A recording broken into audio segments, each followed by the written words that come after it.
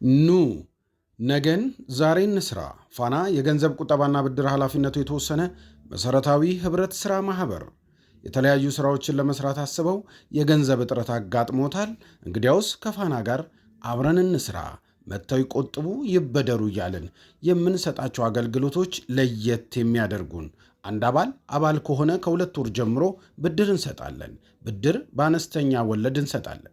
የብድር ወለድ የሚታሰበው በቀሪ ዕዳ ላይ ነው። በደሞዝ ዋስትና እስከ 300 ሺህ ብር ድረስ ብድር እንሰጣለን።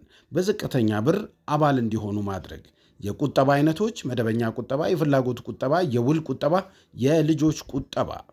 የብድር አይነቶች ለቤት መግዣና ማደሻ፣ ለመኪና መግዣ፣ ለንግድ ማስጀመሪያና ማስፋፊያ፣ ለትምህርትና ሌሎች የብድር አገልግሎቶችን እንሰጣለን።